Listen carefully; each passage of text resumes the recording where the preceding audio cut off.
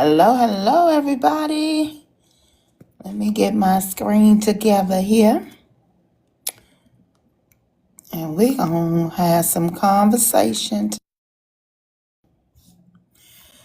All right, this thing be acting crazy. There we go.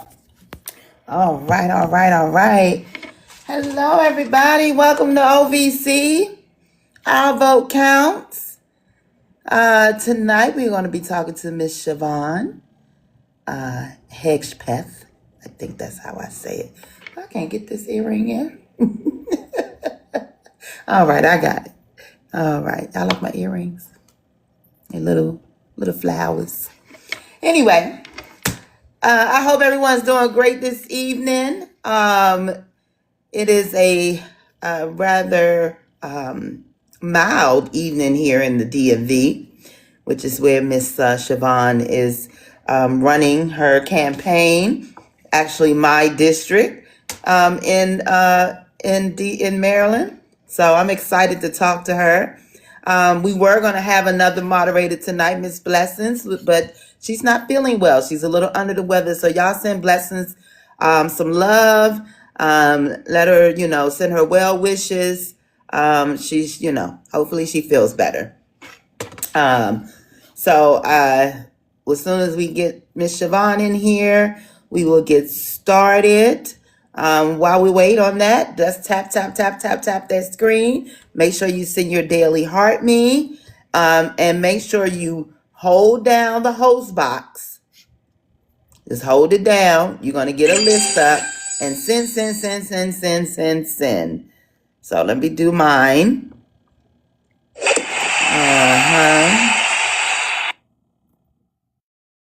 Let's send this to some folks here. All right. And while I'm doing this, make sure y'all doing it too. Send this to at least 20 people. I know people just be asking for 5. No, I want you to send it to 20 people. This is important stuff that you need to be talking about. And people need to be hearing. We do a lot of back and forth on this TikTok. But this is what really matters. The people we're going to put into Congress in this next midterm. So, we want to make sure we getting the best people in there. No more of the same old. We're not doing that no more. We're going to get some good people up in here and make sure that, we make some changes. All right. So I think I got, let me do Miss Shug.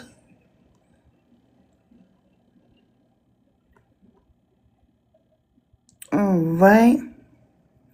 There we go. I sent out mine. Look at that. Look at that number go up. That's how we get the number to go up of the shares. If you hold down the host box and send. That's how you got to send it.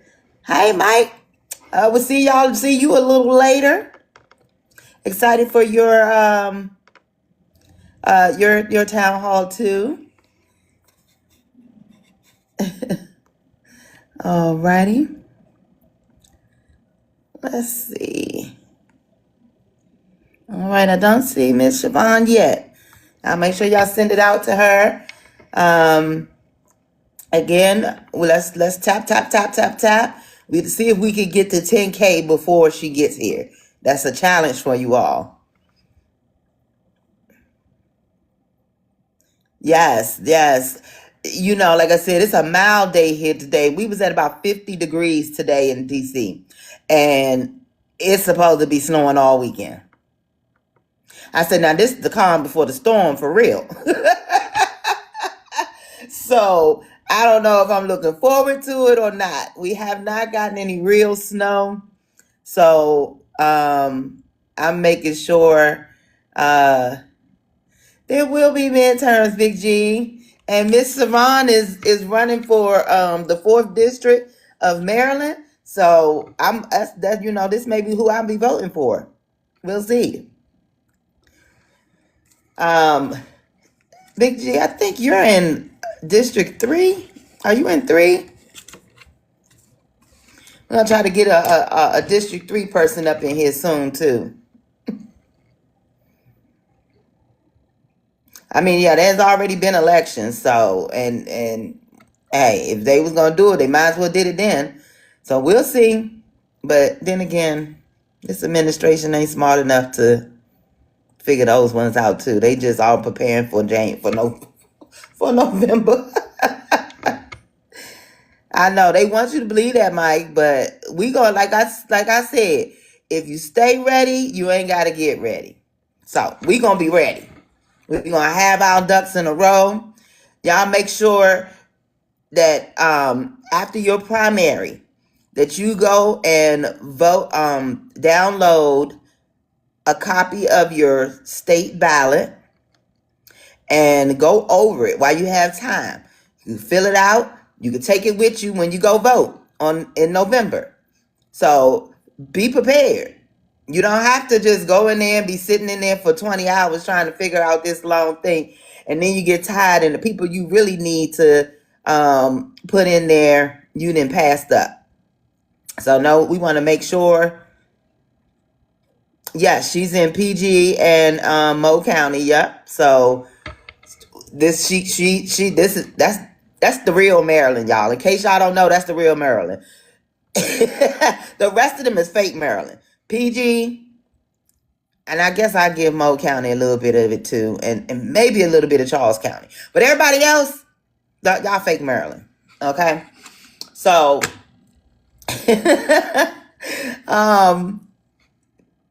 so let me tell y'all a little bit about Shavonne. She is a public servant, urban planner, and community advocate with deep roots in PG County. She currently lives in Hyattsville and has worked to address systemic barriers that affect families' daily lives. It took her 17 years, 5 colleges, and 3 states to graduate, but she did it. She never gave up. One university she attended, which was Clark Atlantic, shaped how she approaches challenges with creativity, determination, and unshakable belief that we all deserve the chance to keep going no matter the obstacles. Now, today, Shavonne is continuing that journey at Cornell University, working towards an executive master of public administration and deepening her knowledge of governance, resilience, and leadership. So she's still working at it, y'all. She got her degree, but she said that ain't enough. So she going to get some more, and I'm not mad at her. That's awesome. She has a focus on fair, transparent budgets, strong school, workforce development, healthy families, immigrant dignity and community safety, justice reform, and second chances. So she's definitely trying to reduce over incarceration, expanding mental health and rehabilitation services, and creating second chance opportunities for people re-entering society. So she already on it. She is already on it. So let's see, is she in here yet? Yes, you are. Come on up, Miss Shavonne. Let's go. I'm excited to talk to you. Hi, let me turn on my background. It should have been here already because I did all of the things you guys told me to Oh, well, you have do. to be up here to do it. So, Okay, yes. All right. So then click your okay. camera Mm-hmm.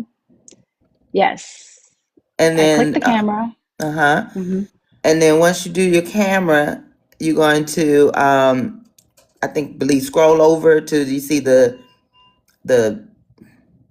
arrow. Green screen? Yes, green Yeah. screen. Pick your background and make sure you hit save. I don't think that, perhaps I did it incorrectly then because it isn't doing it for me. So again, you click the plus and then click your background. So you're going to click the plus and then the background and then hit save. Okay. Cause I swear TikTok be acting up. I had to do it 10 times too sometimes. Yeah, I did the whole thing. Let me see. Let me see. Why is it embarrassing me like this? Oh, look at me. I didn't pull mine out. So yeah, the picture and then save. Okay. Hmm.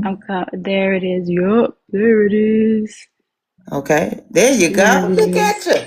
Okay, Ooh. I know I did. I know I did something wrong, but You got it. You got good it. evening, Perfect. everyone. Good All evening. Good right. evening. Again, make sure y'all send this out to all your PG County friends. Okay. We got to be in the house in here, over here. Um, so you know what? No, I don't think I have them on this page. So, Miss Shavonne, like I told them, it took you 17 years, 5 colleges, and 3 states, but you did it, girl. Now I, mm, you're on to your next adventure, which is a seat in the Capitol. yes, yes, I am. And actually, I finished my degree at Cornell December 20th. I'm completely done with school. I Excellent. was able to, thank you. So thank you so much for the wonderful introduction. Apologies for the auntie No, antics and me not no being able to problem. put the background on there. I appreciate the patience of everyone. I was sitting in the live thing, like waiting for like a notification to come in. And so that was my error. But It's okay. thank you We so here. much. Yes, We yes, here. yes, yes. All right. Well, let me remind you and everyone else who OVC is. Um, we are Our Vote Counts, a nonpartisan coalition of citizens from diverse states and backgrounds, united by a shared commitment to empowering voters and promoting candidates who stand for integrity, inclusion, and accountability in the upcoming elections. Formed by a collective of educators, veterans, small business owners, students, and community advocates, Our Vote Count represents the strength of unity across geography, race, and ideology. While our stories are different, our mission is the same: to ensure Mhm. that every voice is heard and every vote truly counts. Through voter education, candidate outreach, and community engagement, we support leaders who are ready to serve the people, not special interests. By working across state lines and elevating local and national issues, we aim to increase voter turnout, inform public dialogue, and build momentum for lasting change. Our vote count is more than just a name. It's a promise, it's a movement, and a rallying cry Mhm. for democracy. Together, we are shaping the future, one informed vote at a time. So again, welcome everybody. This is Miss Shavonne, and would you say your last name for me? Absolutely. It's Hedgepeth. So I I tell said it right. everyone Hedgepeth. hedge like the shrubbery and then path with an E instead of an A. That's kind of how Exactly. I So describe it. Yeah. Shavonne Hedgepeth, I'm Melanie. And this is Our Vote Counts. So Miss Shavonne, you said you been in 3 states. Where are you originally Mhm. from? So I was originally born in Tampa, Florida, Hillsborough County. I was raised in the Bay Area in San Francisco. It's a very small town called Pinole. We actually made it to Coach Carter. It's the only time we've ever been mentioned in any media. But so I left. I started at community college there, and then I had went on a college tour. And when I was 16, and I toured HBCUs. We don't have any HBCUs in California, and so Okay. I fell in love with the AUC, the Atlanta University Center. So Clark Scumming Morehouse, Morris Brown, ITTC. And so I decided to go to Clark, and I transferred in after one semester. I spent 10 years in Atlanta. My background was predominantly in hospitality, so I'm naturally a yapper. And then I moved to DC Prince George's County about 10 years ago, and I worked in Washington, DC. We call it. It's all DC. It's all DC. People won't understand. They don't understand, girl. They don't, they don't. Yeah, Someone they asked don't. me. But Somebody said the other day. I said something about DC, and they was like, or then I said something about voting for Maryland. They said, "You said you live in DC." I said, "I do." But I Tomato, vote for tomato at Maryland. this point, tomato, tomato. So I went to District Heights on Friday and for a service, and I was driving through DC and I started panicking. I was like, did I put the wrong address in the GPS? Because I can be a little geographically challenged at times. Okay. But I had to drive through DC to get to District Heights, and I was like, this is a wonderful time. This is a wonderful time living where I live. So, yeah. Yes, yes. Well, we're gonna jump right into this thing. Since we already talked about, why you decided to run and where you go. I mean, what's brought you there and what you plan on doing. So we're gonna get right to the meat of this and get some more great answers from you. Oh, Prince my George's pleasure. County. The first subject is economic development. So Prince George's County added more than 55,000 jobs between 2011 and 2021. And has become one of Maryland's top performers for job growth. How would you help keep that momentum going and make sure good paying jobs are accessible to everyone here? Great question. So a little context to that question is a lot of our workers a lot of our residents are federal workers. And Mhm. we've actually recently lost 25,000 people from Maryland because of the changes in the federal government. So the main thing to do is to drive sustainable opportunities for development here. As most of us on this live probably know, we lost Six Flags. We're about to lose FedEx Field or Northwestern Stadium, sorry, whichever you prefer to call it. Mhm. And so we are already having to run, in addition to the cuts from federal government, we're also running into challenges with our private industries. So one of the main things that I would like to do for economic development in Prince George's County is to pour back into the industries who are currently sustaining our workers today and making sure that we are closing the funding gaps for the projects that are currently unfunded on the ground. We're currently experiencing a primary care doctor shortage as well. So we would also have to expand our understanding of our healthcare needs within Prince George's County. And abutting that, the big ugly bill, now that the professional qualifications have been modified, those few primary care doctors that we do have in Prince George's County are going to run into challenges with finding qualified candidates to help bolster up their practices. But in an ideal, perfect world, we would have a much, much larger concentration of private entities. Like most of them are centered in Virginia. So trying to, as a congressperson, I can't do any backroom deals, but Right. making sure that we have sustainable industries here that can accommodate the needs for Prince Georgians while sustaining our infrastructure. And more importantly, there are a lot of, I call them state of good repair needs for our facilities. There are a lot of needs in that space. Yeah. So collating all of those needs and defining what that looks like for workforce development and creating those pathways towards apprenticeships to make sure that we're not just investing in the people who are working today, but the people who are going to come work after us. It has to be an intergenerational approach to make sure that we can sustain economic development in Prince George's County. Absolutely. Are you aware of the new proposal for the sphere that's they're proposing to put at the National Harbor? I am, and it can be a good thing or it can be a bad thing, right? A public-private partnership or a P3, we've seen benefits from it in Baltimore, but we've also seen drawbacks from it with the Purple Line. So making sure that the impacts and the outcomes are very clearly identified for our constituents and making sure that we do not run into the challenges that the Sphere in Vegas has ran into and the challenges that the Sphere in London identified, which prevented them from moving forward.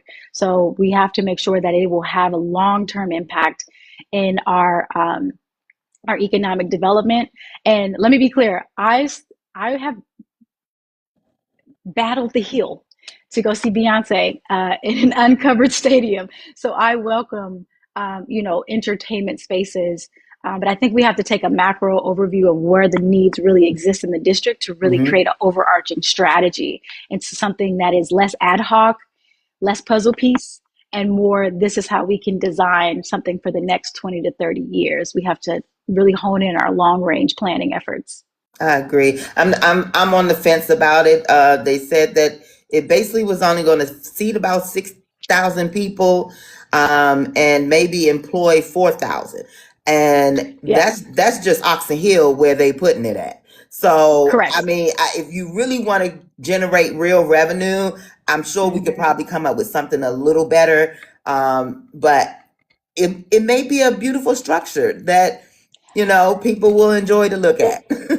it is a beautiful structure, right? But when you think of the draw of who you would want to see in a sphere, um, the pool gets a little smaller, and it is smaller than the Las Vegas sphere. Mm-hmm. Like we're not going to expect Taylor Swift or Olivia Rodrigo or Beyonce or anyone to perform in the sphere because it doesn't accommodate their fan base, right? Correct. So we have to be very clear in who we would like to perform at the sphere. Are we going to compete with Vegas for residencies? Are we going to compete with Vegas for, legacy acts? So I think the plan has to be as well thought out as possible to capture what they are anticipating, um, it to generate within the district. Personally, I would like an amphitheater. I think that we need more mixed use development. I'm a Mm-hmm. big fan. I'm not saying this because I work at Metro, but I'm a big fan of transit oriented development. There's so many beautiful examples in the world and in America as well. Um, but I think that we have to be more targeted in what our development actually looks like long term. We also fell victim to the strip mall craze of the 70s and 80s throughout Yeah. Prince George's County, and Yes. we saw how that's limited our economic footprint. It's caused businesses to bunch up into these strip malls and not really be able to expand and really be as innovative as we want to be with Mm-hmm. what we could do as a county. Yes, I think we should definitely probably invest in more centers like the Boulevard. Correct. Something that of that magnitude would be Mm-hmm. much better. I thought we figured out what to do with that property when we put MGM there, but I guess not. I mean, I think that's a great employment. That brings in a lot of revenue Vehicle. there. Absolutely, because you have the outlets right there, but that the MGM took about 30 to 40 years to It plan. did. So It I did. think, when we talk about planning, like designs take like 2 years, 3 years, right? So Hmm. having these design ready, shovel ready development packages is something that I'm very passionate about. Like that's something that's really important to me. So we have to understand the needs of the community to understand the development, because if we bring developers here and we bring businesses here, we have to make sure that they are in alignment with what the district needs and that they will actually patronize the business so we can keep them here for long term. Exactly. So I have one more question for her, y'all, but y'all get your questions ready. We welcome audience engagement. So you can put your questions in the chat or request up. I do see someone in the queue right now. Let me just ask this question and I'll bring you up. With Yeah. so many, as you kind of hinted at earlier, so many residents here depend on federal jobs, and recent Mm-hmm. cuts hitting this region hard. How would you Mm-hmm. boost diversification of our local economy so we aren't so tied to one sector Federal and government. better protect during turn downs? So, okay, it's going to be a two-part answer to the Okay. question. So I recently did my capstone on housing affordability in Prince George's County. And my original problem statement was when they were discussing the townhome moratorium, Mm-hmm. and obviously that didn't pass through. And then when I started meeting with different departments, there's this very fragmented approach to how we design housing policy, and they're taking a lot of strides in trying to close some of those fragmented gaps. Like they're doing a missing middle housing study. Okay. They're also trying to streamline permitting. But I think what I took away from that exercise was you cannot design a solution to a problem you cannot state.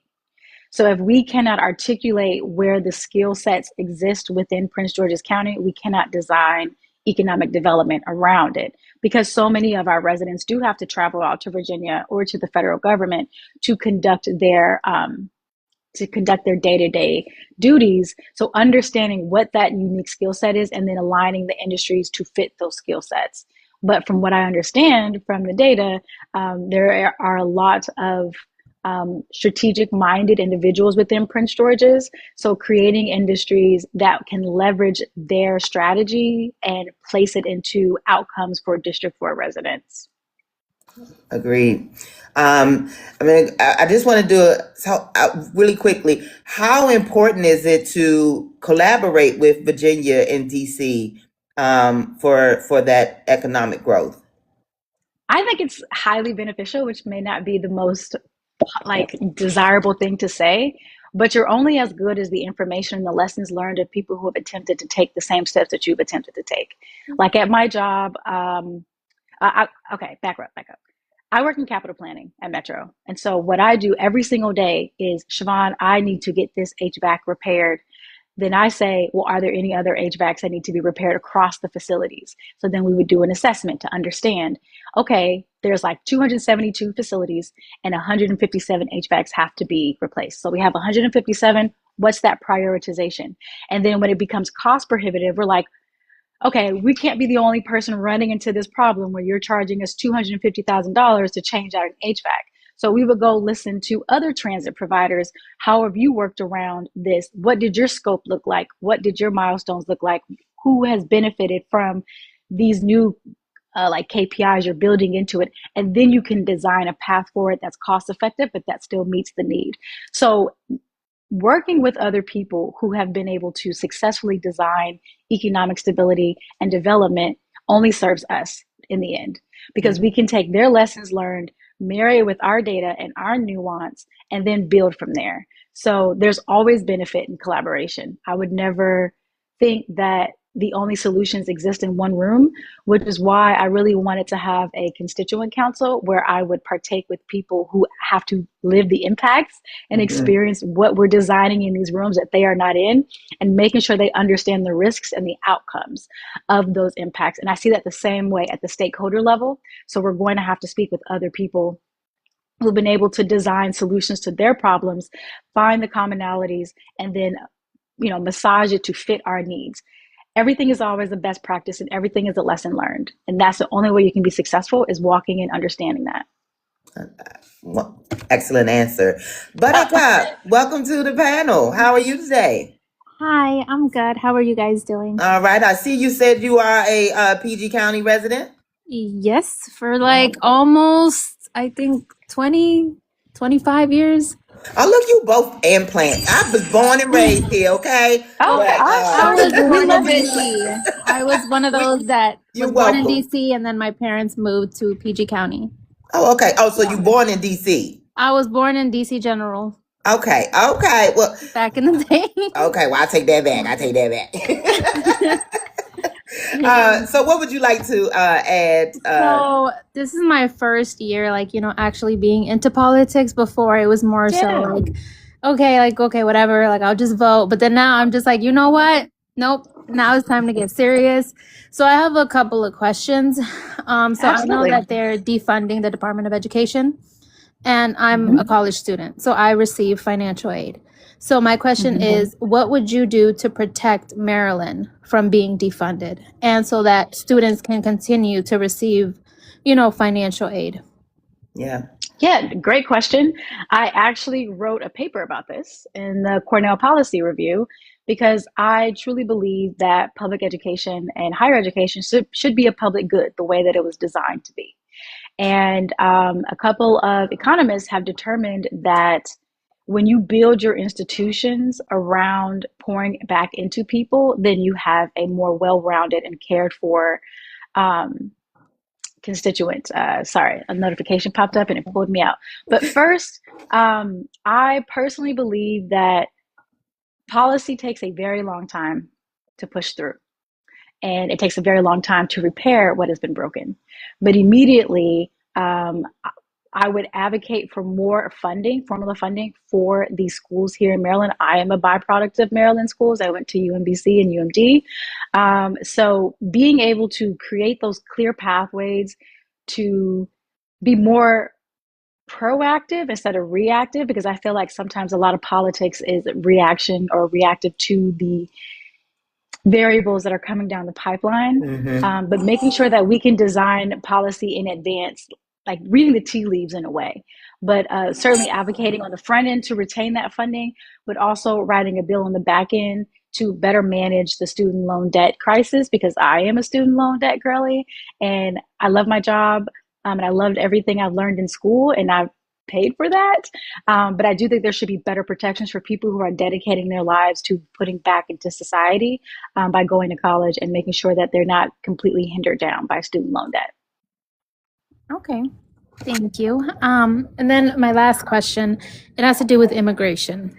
So what would you do in our county so that Black and brown people are not targeted by ICE agents, you know, because right now they're just grabbing whoever, even if they're US citizens, residents, asylum seekers, like everything.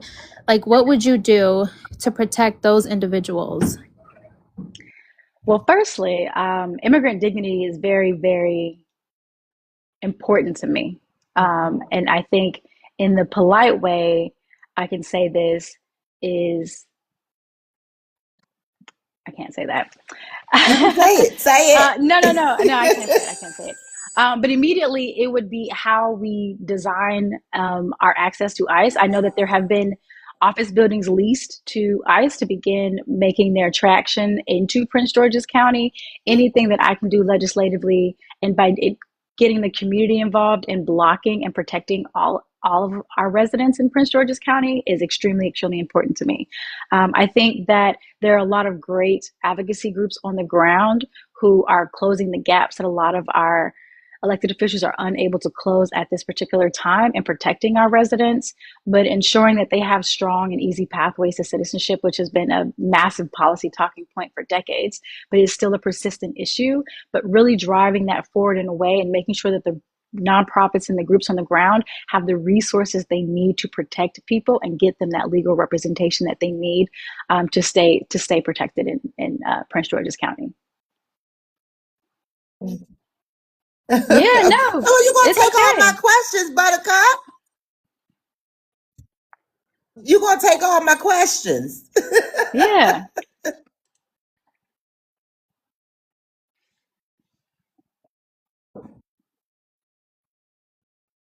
So like there's skyrocketed completely. it has skyrocketed, and it is a bit out of my purview. However, I do want to contextualize what Maryland is trying to do with a lot of the cost increases.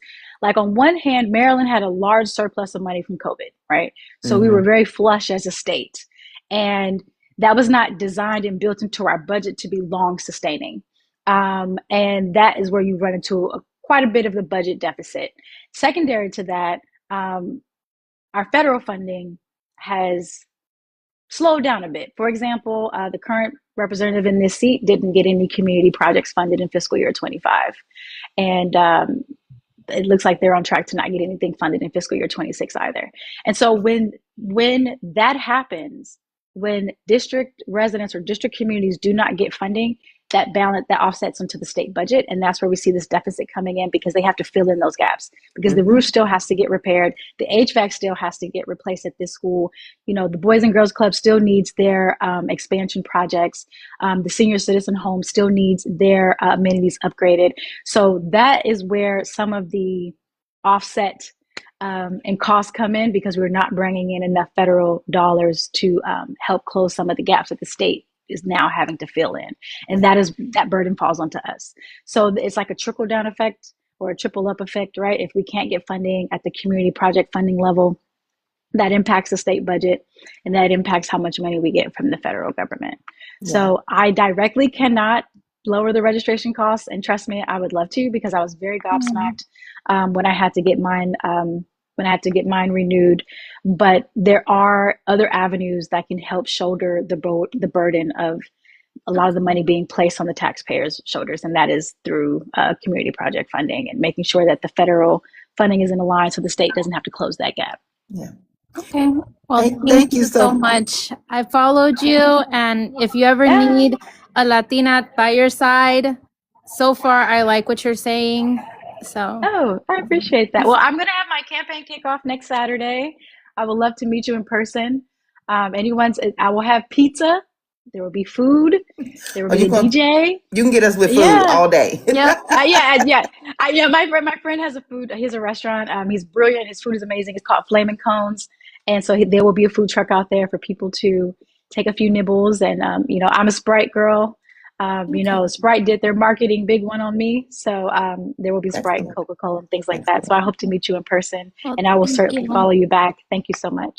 Thank you for coming up, Buttercup. Bye. All right. So those who said they did not hear the question, she just asked Miss Shavonne, how can she get down the registration fees, the car registration fees? While that is more of a state issue, as Shavonne tried to explain, that the trickle down or trickle up effect has a lot to do with because it. the state budget is as hefty as it's federal subsidies, and so I think it's not pretty to be a budget girl. It's not. Like, I understand people don't live in spreadsheets the way I live in spreadsheets, but our lives are defined by those spreadsheets. Our lives are defined by those budgets, and so really understanding how money trickles into the district, trickles into the state, trickles into the county is really something I'm really passionate about sharing with the people. And I love a good budget. I think it's a moral document. Budgets tell us where our values lie and who we care about. And so just making sure that ours reflect the people of District 4 inside the Beltway and outside the Beltway. It doesn't matter. Anyone that needs the assistance should be seen in that line item in that budget. Well, let's go to our next topic, which is about healthcare. So get your questions ready. Put them in the chat. Be ready to request up if you like. We will be talking about healthcare. Let's talk about the healthcare of veterans. Many veterans, older adults in PG County, rely on Medicare and VA healthcare. What would you do in Congress to improve mental health services, long-term care support, and chronic care management for our veterans and seniors? Well, this is a very intimate topic for me because my father is a veteran, and he just recently had several strokes. So he has a little bit of aphasia, and seeing how he's had to navigate the effects, and he's in California, yes, but he's had to navigate the effects of veteran services has been, a bit of a challenge, right? I know there are discussions about privatizing veteran access. I don't agree with that. I think we need a comprehensive assessment of where our veteran services are failing the people who served our country and what the funding gaps look like to be able to close those gaps. So I will always advocate for more money for Medicare and making sure that the needs of our veterans are being addressed. But our needs can only be met as we understand the problems that we are experiencing within our veterans care in Maryland. If elected, I would do an assessment of the entire district to understand what those resource gaps are from an administrative perspective, but as well as from a nonprofit perspective as well, to make sure that when we're submitting projects and we're advocating for funding and we're passing those bills, we can say this is the impact, this is how many lives are impacted, this is the wait for services, right? And this is the risk of the wait for services. So really articulating the needs of our veterans. And I've spoken to a veteran when I went door knocking. He was very clear about his displeasure with his inability to receive any type of meaningful and timely assistance. So really dedicating my time to understand how to close those gaps and how to make sure that funding gets aligned to close those gaps. Yes. Now, correct me if I'm wrong. With the closing of PG County Hospital, we currently only have Fort Washington and Holy Cross in District 4? From a county hospital perspective, but there's a hospital in Largo and there's Doctors Hospital a little bit, I think that's Lanham, New Carrollton area, like on the way to Greenbelt. There are a lot of urgent cares. Prince George's County has a robust urgent care network. That is true. That is true. To close the gap of, so those two hospitals closing, but we do have MedStar as well, urgent care as well. So it could be better. It could be better. We tend to go to the DC hospitals here. And that actually doesn't bring the revenue to Prince George's County. So, Yeah. but it also isn't our problem. So, Well, I mean, it's a very difficult because of how things are like structured and designed geographically. The options and access to resources is so concentrated in very particular areas. So it does cause some bottlenecks, and like we mentioned earlier, there's a primary care doctor shortage in Prince George's, but there aren't any in DC and there aren't any in Virginia, right? So it's like we have to make our healthcare infrastructure, not system, our healthcare infrastructure more appealing and more sustainable than what it currently is. Okay. Yeah, the urgent care by Capitol Heights is always full. There's like 4 urgent care facilities by me where I live, and I live in New Carrollton, and I can see 4 in my mind just in the short drive down Annapolis Road. Yes. But I lived in North Carolina for about 6 years, and when I moved back here, that's what I noticed, that there was a lot of patient first urgent care centers everywhere, and I was like, okay, so if you need something, yes, there's an urgent care to go to, and if you need to go to a hospital, there is one. You have to migrate. Yeah. I think, I know that, but that takes it back to like the bigger, like overall strategy. Like, what is the strategy for our society, right? Like, what are the gaps and how do we close them in various industries? And that's going to take a lot of effort, but I think that we have enough brilliant people here in Prince George's who can help design it, vet it, and execute it. So I'm not concerned about that part. Yes. In Prince George's County, about 55% of women receive prenatal care, roughly 25% below the national average. What would you support to make sure moms here have better access to prenatal and women's health services? Absolutely. I think we have to. This is such a touchy subject. I think the first thing that we have to do is understand where the exit rate is and where some of the women are departing the county to go outside to receive the care that they're not getting here. Oh, sorry, that threw me off. But I think Senator Angela Alsobrook passed a bill that helps close some of those gaps with women pre and post with postnatal care as well, because postnatal care is just as relevant and important as prenatal care. But I think that being able to identify what's causing people to flee, but that also ties back into our healthcare infrastructure. So if we don't have the infrastructure to take care women in that space and make it accessible, we would never be able to really design a solution to their problems within the district. Absolutely.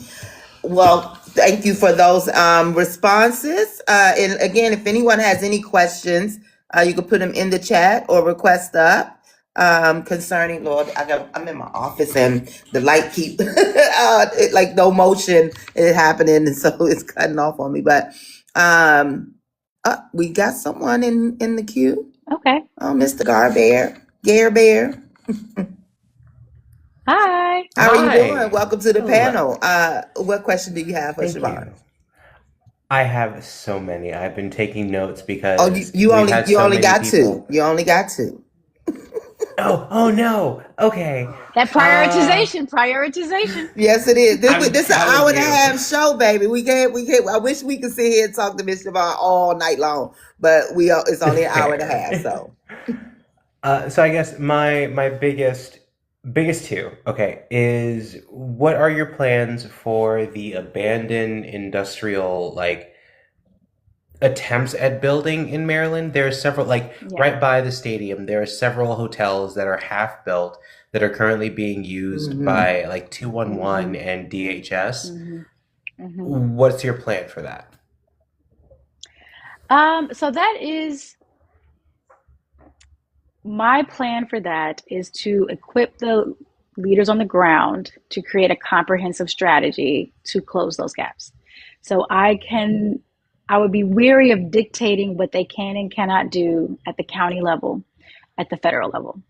My goal is to understand the needs of the local elected officials and understand the needs of the residents and allocate funding to address those needs. Yes. Okay. And then I have so many follow-ups. I can't wait. I love your platform. I'm so excited You to can follow talk you. to we can You're you can yeah.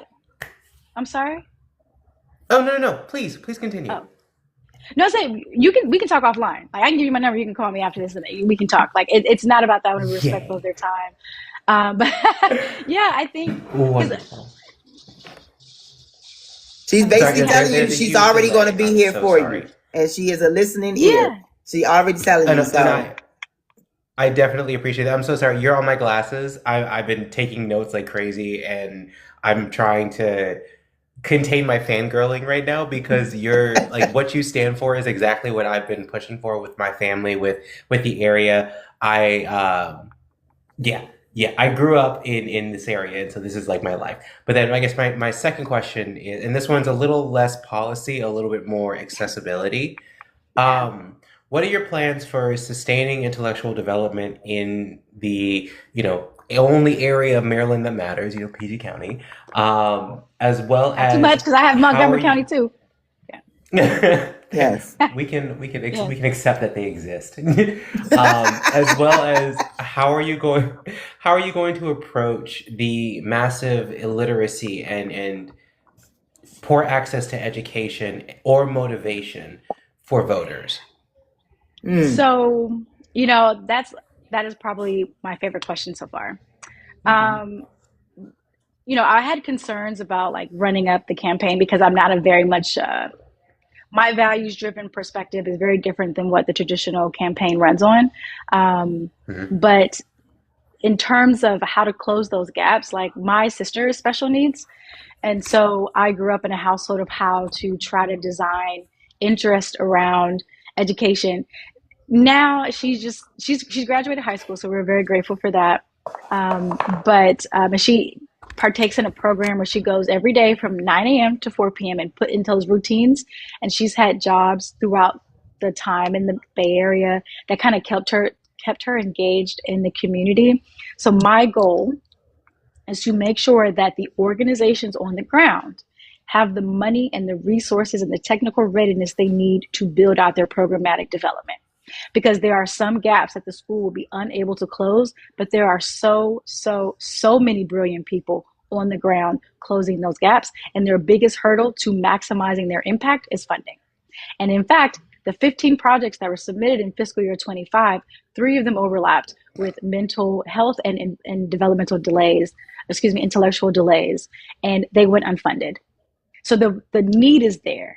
The understanding is there. We just have to get the funding off the ground to make sure that they can amplify their impact. And that comes with money. Like most things in life, right? That comes with money. Right. So that is deeply entrenched and to me, and I've also experienced like mental health in my family. So I know personally the barriers of getting the services when you need them until things fall too far down to the wayside.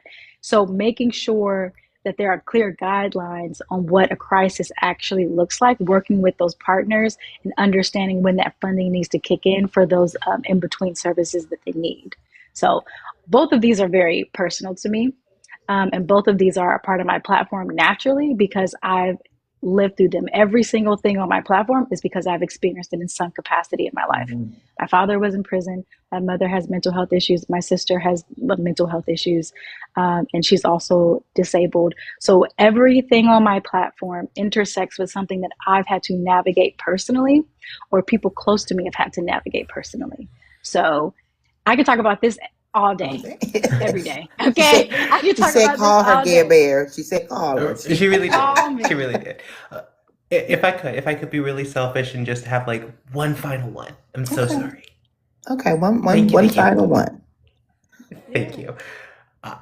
So this one is in regards to unions, just because my history working with nonprofits, I've dealt with everything, specifically with Associated Builders and Contractors and their anti-union rhetoric. What is your plan? Because you had mentioned apprenticeship. What is your plan for developing access to apprenticeship with associations that want to have that membership bias? Absolutely. Great question. I think the foundation is everything that we have in life, everything good that we have in life is because of a union, right? And so my personal experience is my grandmother, both of my grandmothers were in unions. And so I've been able to benefit from that stability that they have earned for this generation. Secondary to that is building tangible relationships with the organizers and developers of those next steps and what those apprenticeship programs looks like, and making sure that it's measurable. I think the biggest challenge that we overcome is we can have really great ideas, but we don't understand how to measure the impact. And so working with the different unions to understand what does that through process look like, and then finding those partnerships at the front end of the process with the schools, whether it's high school, middle school, college, making sure that it is a well, robust, stakeholder informed decision to make sure that we can disseminate the message, get the bodies in the door, and make sure that they have opportunities outside of that program. Absolutely. I'm happy. You got my vote. Yes. Thank you for coming up, Gary Bear. This is, Thank you. While I was saying, we can't ask all the questions. We're here for you all. This is for you to make an informed decision on who to vote for in these midterms. I think this is a great choice here. So, but you have the information you need, correct? Absolutely. Thank you so much. Thank you for coming up. Go ahead. Thank you. And I was going to say thank you so much for the questions. And, I'm happy to go into much more detail. As I said earlier in the conversation, I'm a yapper. So I'm trying to be constrained and mindful of the time that we have on here. And I know that they have other questions they want to ask me, but I'm more than happy to speak with you about your other questions that we didn't get to address, and really break down my strategy for the 3 questions that you did address. So hope to hear from you, and I'll follow you back if you follow me on Instagram. Yes. You've already got me followed, and I will hit you up on Instagram. Thank you, Gary Bear. You have a good one. All right, that's excellent. Like I said, y'all come up, ask your questions, get your answers you need to make an informed decision on who you voting for in these midterms. I absolutely love it. And normally I don't go into it this early, but I feel like we've been talking for a minute now, so we're going to do our little rapid fire thing we like to do to kind of just break up the monotony a little bit. Okay, let me sit up in my chair. Let me the first straighten my set sweater. is our political questions, okay? So, education funding, teachers first or tech first? Teachers first. Okay. Teachers design this. They design the tech that we need. Sorry. Okay, great. Immigration policy, pathway or protection first? At this stage, protection. Okay. Is universal health care possible? Absolutely. Yes. Okay. Yeah, absolutely. Social media regulations. Should we strengthen them or should we loosen them? It depends on what you mean by strengthen them or loosen them. I do think that we need better guardrails around the integrity of information. Okay. I think that is something that we do need to manage a bit better, but I don't want to infringe upon, First Amendment rights. We don't have to go far right, but we do need some help. We need a little bit of help. Excellent answer. Excellent. The way I feel too. What should the minimum wage be? Whatever fits the needs of the people that are going to be working it. But we have to have it would have to be $27.50. Oh, she said $27.50, y'all. Y'all heard it. I'm with it. Who gives better advice, your team or your mom? My team. Okay. One word you like to add to the Constitution? Dignity. Dignity. Dignity is nowhere in the Constitution. Economic dignity for sure. Yeah, for sure. Okay. Economic or social injustice? What needs fixing first? Not economic. If the economy or social injustice, which one needs fixing first? Y'all probably not gonna like this answer, but it would have to be social justice. And I say that because our economy is a byproduct of our fragmented social justice system. So we cannot have a stable economy when people are so divided. So it would have to be social justice. You got this. Look, that's correct answer. Correct answer.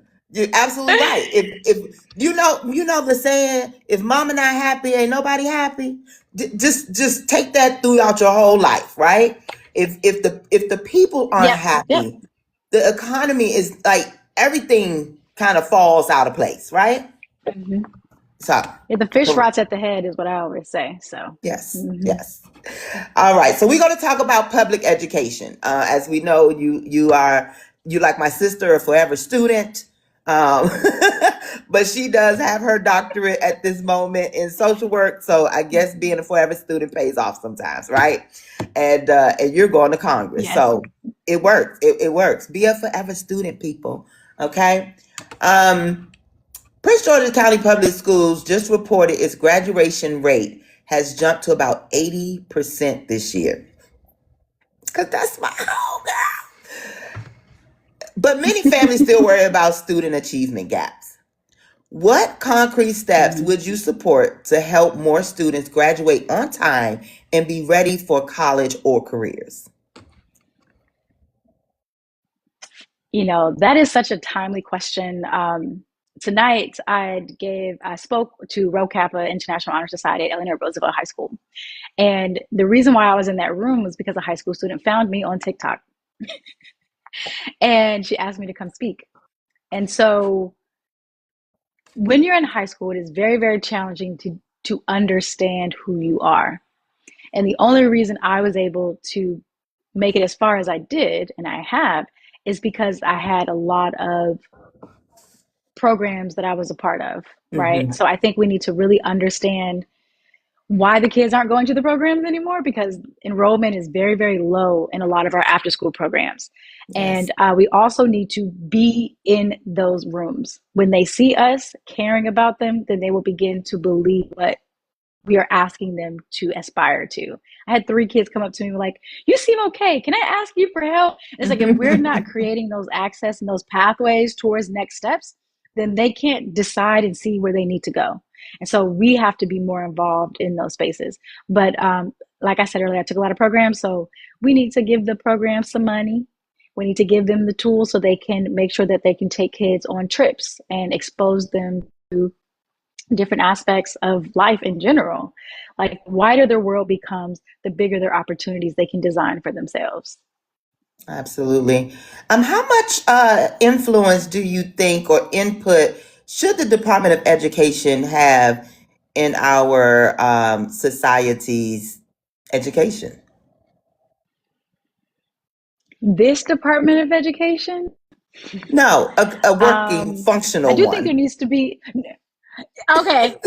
I do think there needs to be some understanding of designing of what it means to be a well-rounded curriculum, or else we're running into the challenges that Texans are experiencing, saying that, slavery was, or the enslaved just worked for free because they wanted to, right? Like, so there does need to be an overall standard of what is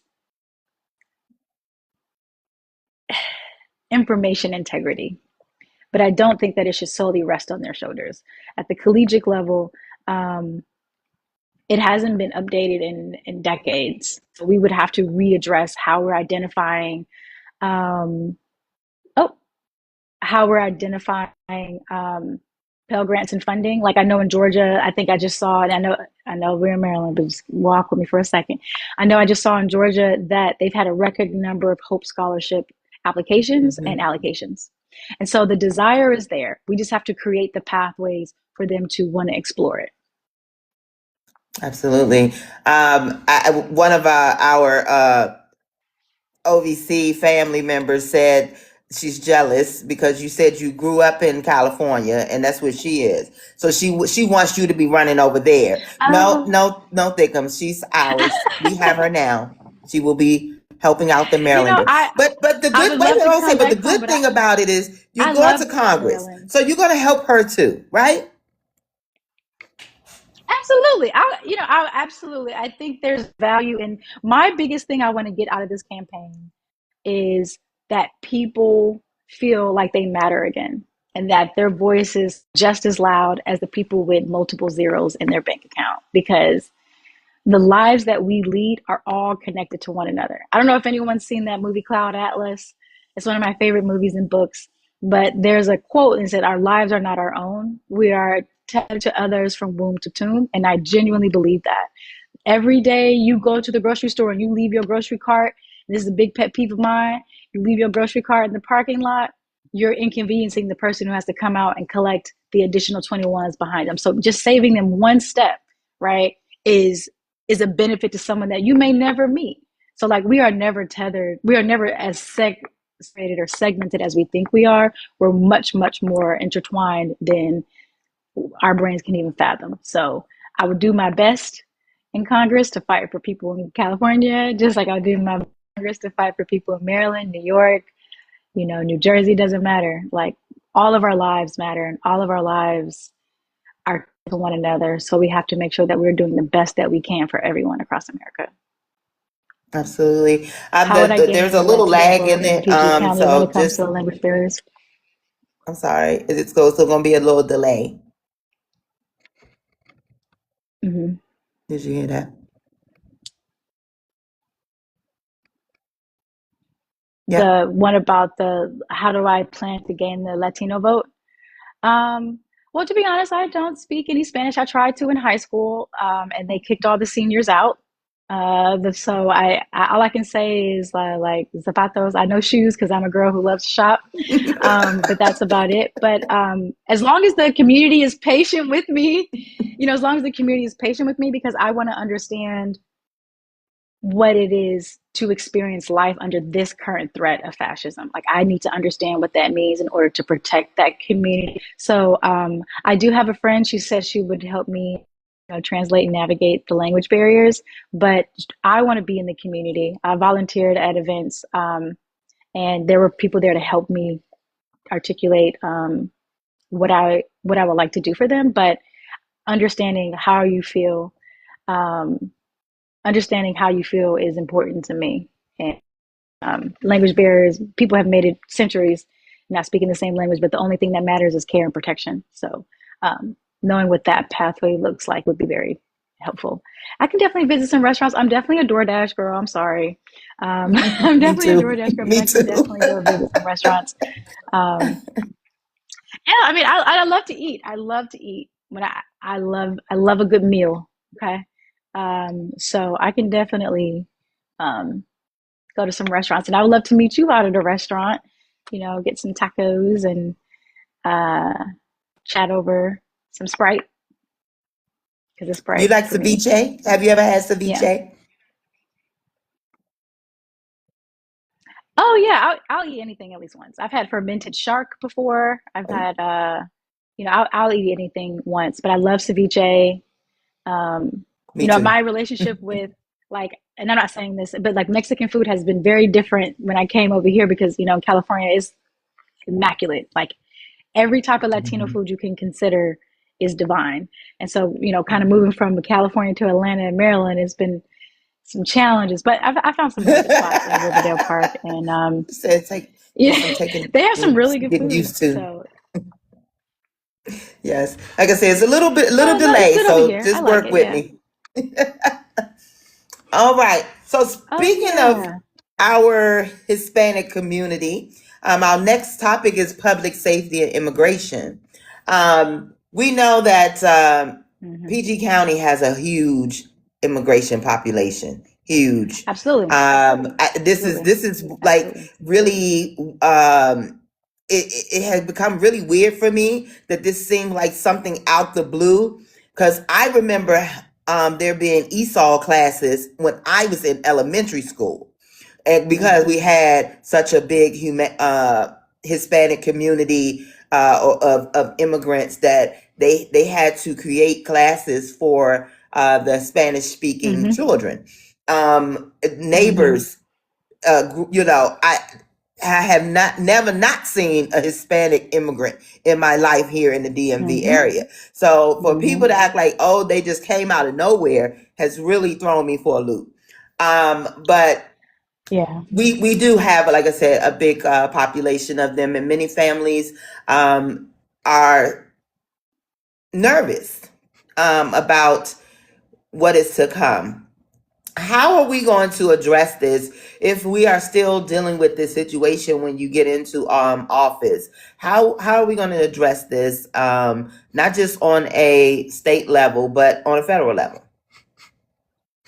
On a federal level, yeah, great question. And this is going to sound crazy, but like walk with me. Like one of my friends, we're naturally yappers. Naturally, well, we both talk a lot, or she's very conversational. I'll say that. Once I get the conversation going, she's very conversational. And then one day she got a little short with me, and I was like, "Oh, this is different." I'm not really sure what's going on here. And then the next time I saw her, she explained to me that they were having some challenges with the courts, and her family was having some difficulties, navigating the process and work, right? But federally, we have to be truthful about how we're funding ICE and how we are dehumanizing the people who are being impacted by ICE. It doesn't matter if someone thinks someone is or isn't a citizen. That's not your right to make that distinction. So our legislation has to reflect that new process. We cannot allow people to fear going to work every day. We cannot allow people to fear going to church or going to school or taking care of their family every day. So it's building a coalition in Congress, House and Senate, to make sure that we can pass a bill that protects people throughout their pathways to citizenship. And you shouldn't have to carry your passport everywhere. Like, that is absolutely diabolical. And that is not the society that we have been fighting to build for over 200 years. Yes. Like, we've had a lot of ups and downs in this nation, but I will say this has been a very telling time in how far we have not come as a country, that we even still have to be surprised that we have Latino neighbors. I grew up in California, so it was very diverse over there. Moving to Atlanta was a culture shock to me, right? I had never been around that many concentrated Black Americans in my entire life, So I've always grown up around neighbors from different parts of the world. So it was very jarring for me to see the type of rhetoric that we're experiencing today. Absolutely. I 100% agree with that. As you know, a lot of people don't understand what your role is, that you're running for. Because you do get a lot of questions about, well, what are you going to do about the streets? Well, what are you going to do about the lights and those are state issues that we have state legislatures for. They are called delegates, or our state Senate. Ms. Shavonne is running for federal Congress, and she is in charge of the purse, as we always like to say. So, Shavonne, how do you want to see the funds spent to improve law enforcement as a whole in this country?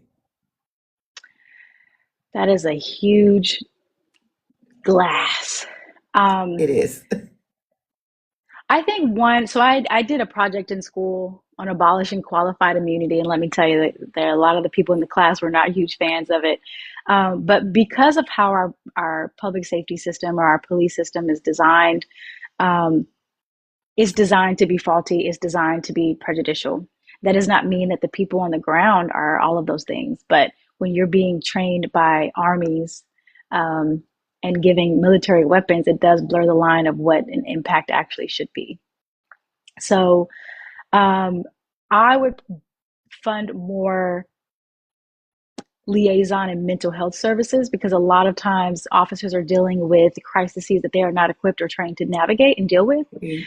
So we need a more robust understanding of what does de-escalation look like in our particular communities. I think it's Minnesota, they actually tethered their grant funding to their de-escalation tactics and how they built out their programs to make sure that if you're getting this money for your officers, you have to be training them in these areas as well.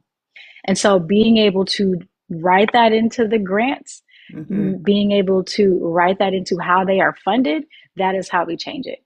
Oh, hey, friend. So, so that is something that is we need to have more healthy conversations about. I think my biggest thing, to piggyback off of what you said earlier, is I want to build a pragmatic platform. I am not going to ever come to you with a problem without a solution. And I'm not going to tell you that I can end world hunger and lower your gas prices and lower your groceries, because that is not within my purview. In one day, that's what he said. In one day. Yeah. And so it's like, I cannot do that for you. But what I can do for you is make sure that I'm fighting to close our funding gap in our schools. What I can do is make sure that our senior citizen homes and our nonprofits have the money that they need to deliver the services to the communities that are being the most impacted by federal legislation on the federal level. I will never vote to send money to Israel. Now that's I would what never we're talking about. Send weapons. So it's like, and then when they bundle those budgets together, where it's, Medicare in there and it's funding for this road in there, I will articulate to you, hey, this is the risk of me not voting this way, and this is how it will impact you. However, this is the moral clause that I will be butting myself up against. So the answer will still be no. So you may not get that road repaired this way, but I will get it repaired for you another way, or may not be able to, address this Medicare funding gap this way, but I will be able to address it in another way, because that's how a lot of things get snuck into those bills. And you see people say, oh, I didn't know that was in there. Okay, well, read it. Have someone on your team read it, break it up into 30 pages, provide executive summaries for what's in the bill. What are the risks? What is my constituents going to care about? Like, being able to really get down to that granularity and understanding, this is why I voted no on this bill. And this, so like making sure that is how I'm navigating that space is really important to me. That's the importance of town halls, to explain to your voters why, your constituents, why you voted no on something that they thought was, let's say, these subsidies. And it's like, oh, you voted no on the subsidies. Yes, I did, because they also had funding for the iCountry in there. And I refused to support them. The iCountry. Yeah, it's okay. I refuse to support them. So the iCountry. But I love how you put that. I love how you put that. And while I was not able to bring it to you this way, I trust that I am working on a way to bring you these subsidies in another way. I love that. Keep up with that. Because we have to communicate the trade-offs, right? A lot of people, and it'll work, right? Like, even I have my series Demystifying Democracy, where I tell, what a congressional person does. What does that look like for you? What is project readiness? What is technical right now? Have all the videos gone up? No. But now that I'm out of school, I have a calendar. My interns, my beautiful interns from UMD and Cornell are helping me. So I will be able to churn out more of those videos. But it's our job. We are voted into this position to work for the people who are putting us in that seat, right? They are the ones that we are beholden to. So making decisions that do not align with their interests is me not doing my job. It's like me going to work every day late, right? Like, I'm not doing my contractual understanding. So that is very, very important to me. And that's why I mentioned earlier, I can go a little more detail. I want a constituent council, not a constituent council of vice presidents and directors and former elected officials, but I want students, I want teachers, I want Popeyes workers, I want stay-at-home moms, I want gamers, because let me tell you, I got some Funko Pops behind me, let me tell you. But I want all representation of society to be reflected in understanding, because we're only as equipped as we are informed. And it doesn't need to be a headline. It doesn't need to be it doesn't need to be a big town hall. It can just be a general newsletter. These are the bills that are coming down. This is how it's impacted you. And this is what we need to do to move forward. Because the main goal is to always move forward. And so understanding the risk and the trade-offs of some of the decisions that a congressional person has to make, that responsibility is on us. Absolutely, absolutely. Billy Anderson, would you like to come up and ask a question? Because I've been talking to Miss Shavonne for almost an hour now, or a little over an hour, and I didn't get a rich Democrat at all. I don't know where you got that from, but she's who you are. Who she has to convince. She already got our vote. You're who she has to convince that she should be in Congress. Or if you just Yeah, you can come up. wanted to speak. I don't know. I mean, I think that we have to interrogate what a rich Democrat is, right? Because I have a job, right? I work full time at Metro. Which is our public transit system here, people.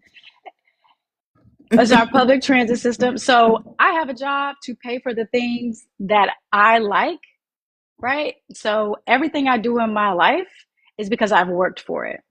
And I don't think that me liking nice things means that I'm not a moral sound person.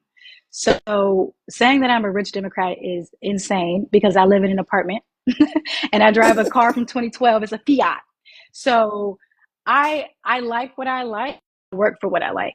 But I'm happy to answer any questions you may have about how I believe I can impact your life while being in Congress. Now I'm gonna touch on environment and infrastructure really quickly. We know that District 4 are getting a few data centers. And they're putting them in. I knew it was coming. Okay. They're putting them in places that, look like us. And, we already know how that historical movement has benefited us, or lack thereof. So how will you structure some policies or support policies at the federal level that will keep these data centers from actually harming the communities that they're going up in? Absolutely. So the first part of my question, most people are not going to like, and I understand, or my answer, and most people are not going to like, and I'm okay with that. But we really have to interrogate our dependency and our relationship with AI before we can start litigating the outcomes of our usage of AI. A data center is a byproduct of accelerated AI usage and accelerated AI programmatic development. From a collegiate level, from a professional and personal level, we really have to understand, how am I contributing to this? So that is one part. Secondary, we need to build in barrier metrics to prevent that type of construction in marginalized communities. Digital redlining is a persistent issue. Like I think I said it, harm will change year over year, but it is always the same impact. And so until we can decide what harm looks like to us in a comprehensive way, we will always be ran over because we are not collating our thoughts in a way that can be designed around. So I am vehemently against any data centers in any urban centers, full stop. That's never something that I would decide or design for our people. Secondary to that, there have been examples, not in America, there have been examples of ethical data centers, not in city centers.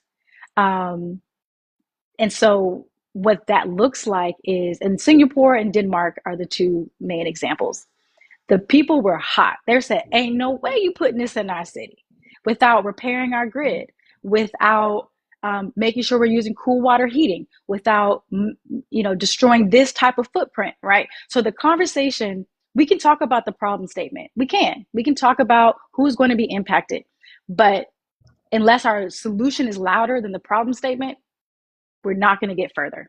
So while we interrogate our relationship with AI and we interrogate what solutions we want, because you could put a data center out very far from an urban center and then still advocate to have our power grid repaired, because our power grid is in desperate need of state of good repair, and a data center will only suck even more of that critical and crippling infrastructure more. So we need to be louder about what a solution looks like. And that solution is not Landover Mall site.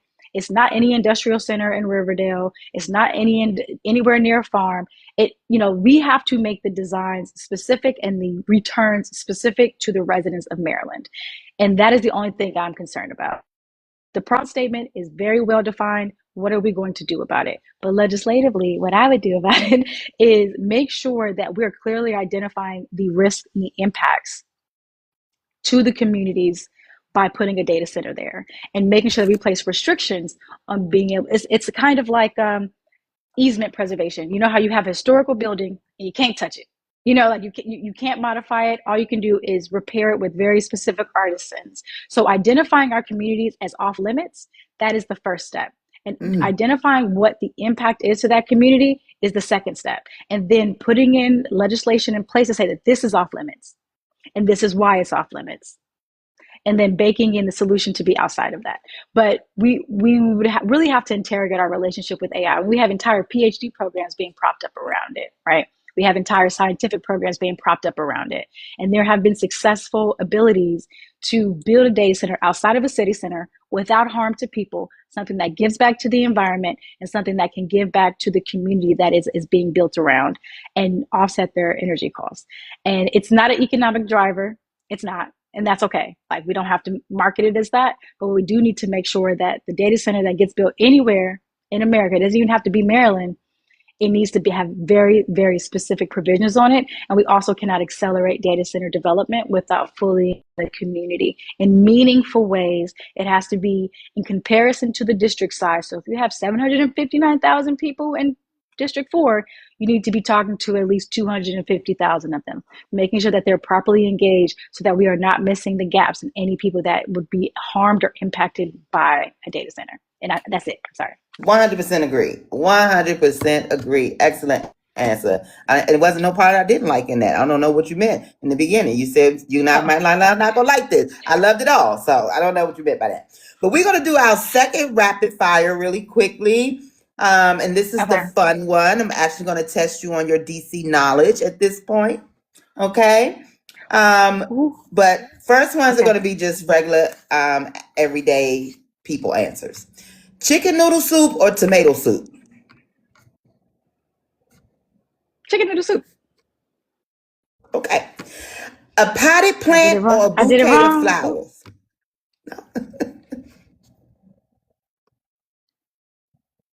Oh, I feel like it's potted plant, no?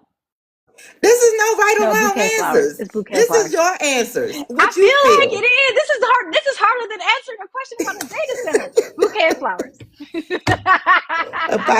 Bouquet of flowers. Bouquet of flowers. A horror movie or a comedy? Horror movie. Okay. A big party or a small gathering? Ooh.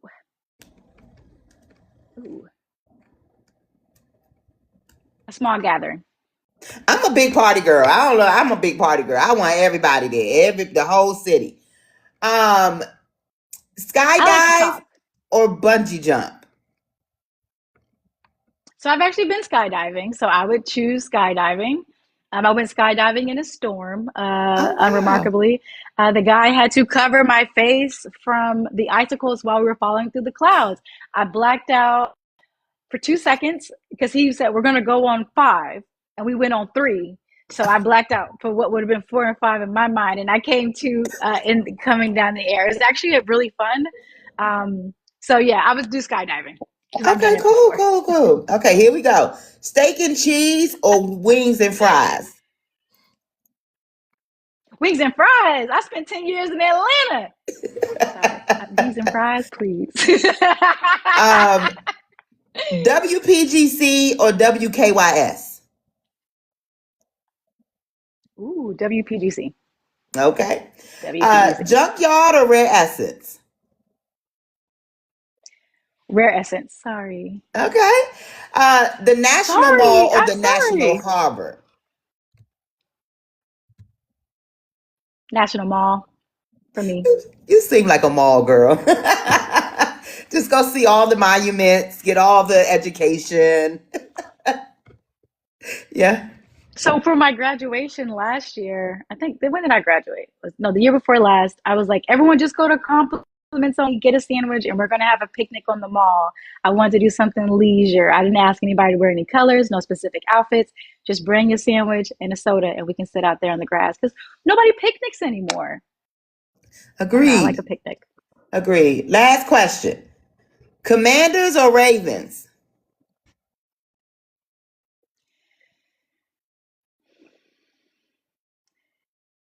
Wizards.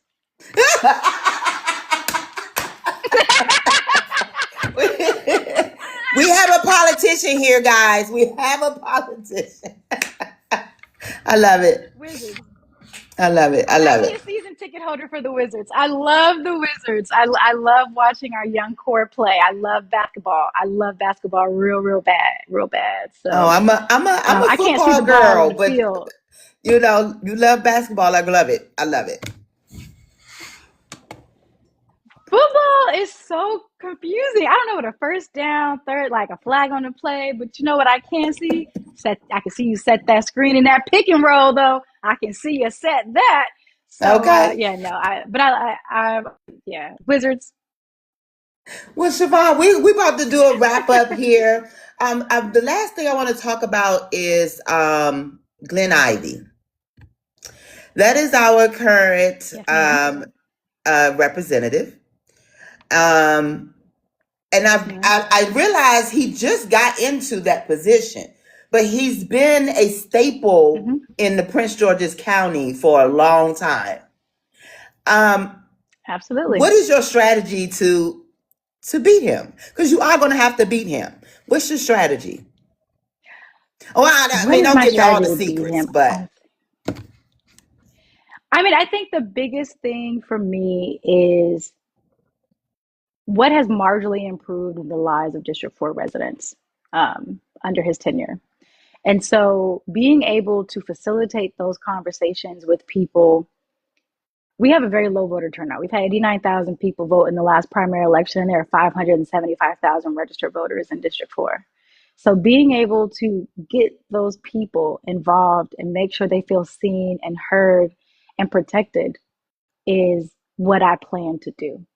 Because all I want to do is bring some money in the district and make sure that people can care out loud again and not just in a comment section. So that is my strategy that I can share with the group. But it's making sure that the people that are not always touched or texted or robocalled or door knocked are part of the conversation because their voices are just as impactful. oh, excellent, excellent answer. This makes me so sad that Kamala's not the president because I could have had a woman president, a woman senator, and a woman representative. Baby, let me tell you, because Ooh. we be doing it. That would have just been the perfect trifecta. But, some people had to go mess up my dream. But it's okay. It's okay. As we It is wrap this okay. up, what would you like for the your first 2 years? As you just said, he's been in since 2023. And you're going to ask them what's the impacts they have felt. What impacts would you like for your constituents to feel after your first term as representative of District 4? Great question. Great question. The biggest impact, because 2 years is it's only so much you can get done in 2 years that Agreed. people will feel on the ground, right? But I want people to be able to know my name and not like in an ego way, but know who represents them so they know who they can call if they need help. I want that to be something that the first 2 years they really can get out of is like, I know who my representative, I don't know who anybody else's representative is. I don't even know who my county council person is, but I know if I call Shavonne Hedgepeth, she's gonna take care of it. Like that is something that I have to get out of the first 2 years legislatively. I got some bills in my back pocket that I'm not going to publicly announce, but there are some things that I would like to get moved forward that they could potentially see the benefits of a first term or a freshman Congress person. But the biggest thing is I want them to be a part of the process as much as they want to be a part of it, and I can even push a few change some perspectives. But I want people to feel like they matter again. That is the biggest thing I want to get out of it for the first 2 years. It's not a headline. I can be at your kitchen table. We don't got to put it on CBN or nothing like that or CNN. It's just, what can I do to help you feel like your issues can be mitigated, and then helping to mitigate those. Agree. Excellent answer. Excellent answer. It has been an absolute pleasure speaking with you this evening. I can't wait to get to the polls for the primary. Can you tell everyone when the primary is? I'm gonna see you before then. Huh? June 23rd, 2026. There is a caution I want to say. There have been changes to the USPS postmark date. So if you do not want to go to the polls and you want to mail in your ballot, make sure you're giving yourself enough time to meet that barrier that they're now putting in place for people who do mail-in ballot voting. So if you mail it out on the 20th, they may not postmark it by the 23rd, and it may not count. So make sure that you are early voting and or mailing it in at a reasonable time to make sure that your vote counts, because every vote does count. I'm not saying that because that's the name of this group, but I know a lot of people feel that it doesn't, but your vote does count. So June 23rd. All right. And how can everyone get in touch with you, connect with you, donate to you? What's all your socials?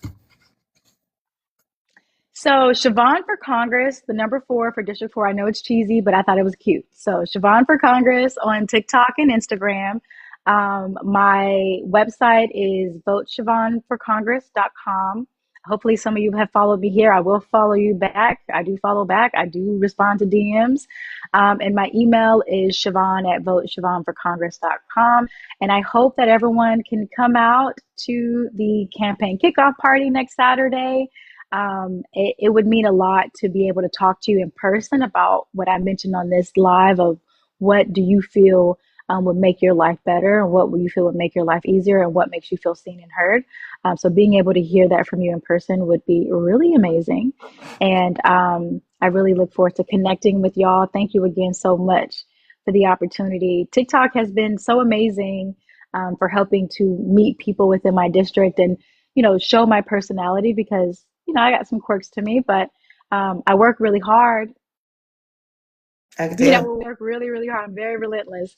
So being able to work for the people of District 4 and by extension, Maryland and America is something that I'm ready to do. And to donate, you can hit the Act Blue link on my website. I'd greatly appreciate it. You can give me $2.50. I donated $3.33 to Donna Edwards. That's all I had in the bank.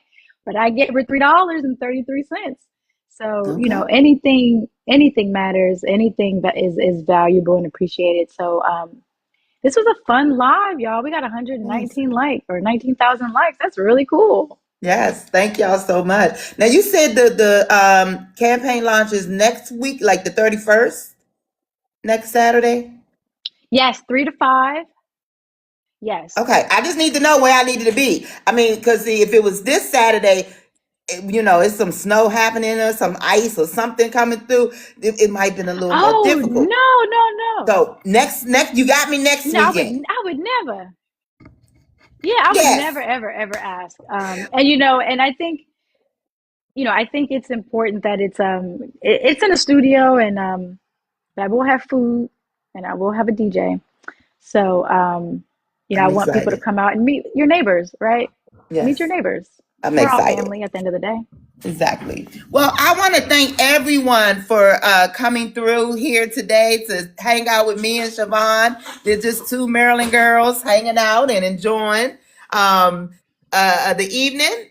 And guess what, y'all? We got another town hall happening in just less than 30 minutes. So, Mr. Michael, who is already in there. He was cheating, y'all. He was getting all the answers to the question before his town hall tonight. So y'all come up and make sure y'all ask him all the hard questions, the real hard questions, okay? So Michael is coming up at 8:00, and we will be talking to him. Shavonne, I want to invite you to our round table. I think you will be a great voice at the round table. We're having on February 1st. So look for your email for that. And if not, we have them every other Sunday. So we would be able to get you in at any time, but you would be a welcome voice to that round table. It's just the candidates getting together and, sharing their ideas so that y'all go into this 120th Congress ready and prepared, right? All on the same page. Love it, love it, love it. So I thank you all for being here. This, like I said, has been a wonderful, wonderful live. I'm going to let y'all know who we are as I go out of here. We are Our Vote Counts. We are a nonpartisan movement uniting Americans from all walks of life to empower voters, support candidates of integrity like Ms. Shavonne here, and ensure every voice is heard. Through education, outreach, accountability, and action, we're building a stronger democracy, one informed vote at a time. So make sure you join us in just a few minutes, because your vote is your power. Thank you all. Y'all have a good night. Thank you so much. Bye.